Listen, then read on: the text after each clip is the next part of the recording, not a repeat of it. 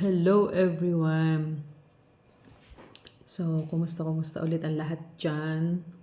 So, for today's video, syempre, alam nyo na kung anong gagawin ko. Magmumukbang ulit tayo. Kakain tayo nitong prutas. Ang ating walang kamatayang dragon fruit. So, ngayon is, nag-open ako ng isang dragon fruit and isang banana. So, titingnan natin kung mauubos ko ito. Bale, ito na yung aking dinner. And then, lalagyan natin siya ng spices. Itong spices na to medyo spicy na, medyo maasim-asim na maalat-alat. Ewan ko kung ano to. Baka magbibigay ng konting lasa. Ito sa ating pagkain. So, marami tayong prutas dito. Guys, ayan o. Daming prutas ni Amo. Lahat ng prutas nandito kaso hindi ko alam kung paano makakain nila yan. Kaya tinutulungan na namin silang kumain kasi hindi nila maubos yan for sure. So, ayan. Magmukbang tayo nito. Itong dragon fruit at saka banana.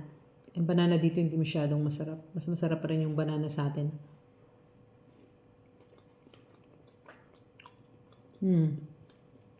Masarap yung spices niya. Medyo maasim-asim na maalat-alat na medyo spicy. Perfect siya dito sa dragon fruit. Yung kinain kong dragon fruit kahapon, ano siya? Mas matamis siya. Ito walang lasa. Walang lasa siya.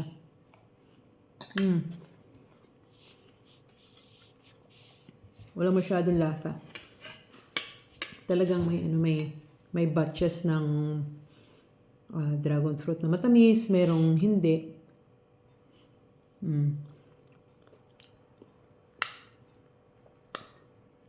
Wala siyang lasa.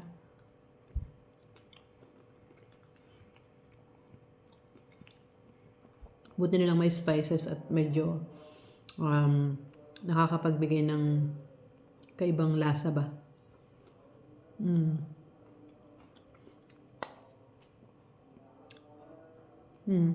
Sarap. Matcha sa banana.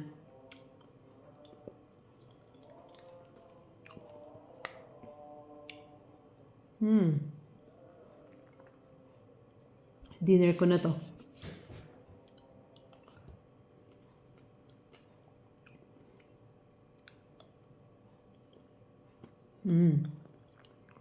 Sarap.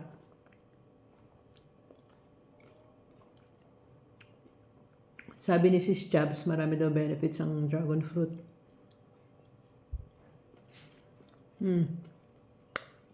Actually, wala talaga siyang lasa.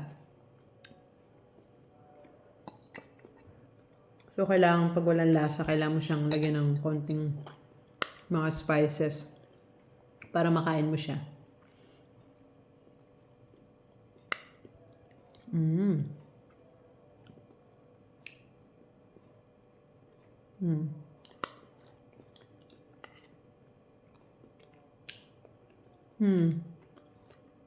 So good. Buti na may spices siya. Kaya medyo makakain natin itong dragon fruit. Kung walang spices to, ayaw kong kainin. Kasi walang lasa. Pero masarap itong masarap itong gawing smoothie. Samahan mo lang siya ng dragon fruit or banana with Yakult. The best na combination.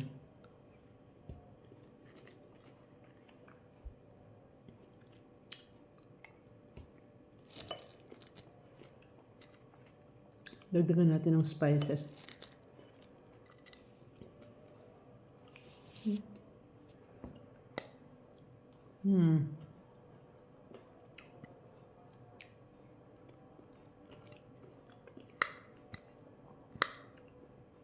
Busog na tayo dito sa prutas na ganito.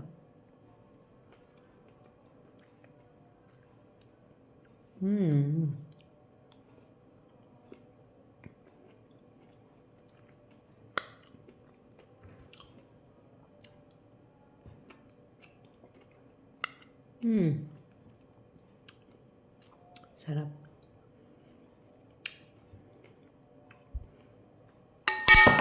Ay, hindi ka nahulog. Nahulog na. Ayaw mo na. Kamayin na lang natin yung natitira. Para mas masarap. So, sarap pag kinakamay.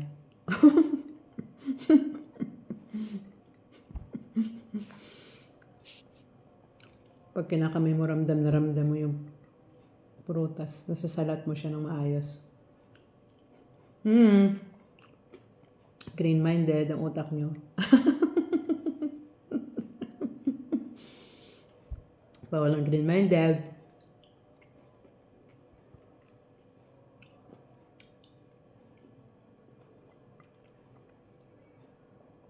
Di ba? Sarap.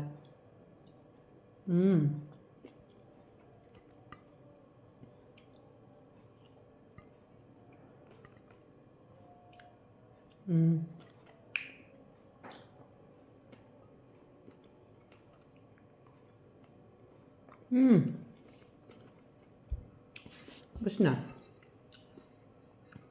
Diba? Saglit lang natin yung isang dragon fruit at saka isang banana. So, sulit na yung ating dinner yan. So, ayan. Share ko lang sa inyo. Siyempre, kainan blues. So, bye-bye sa inyo. Thank you for watching. Bye-bye. Bye.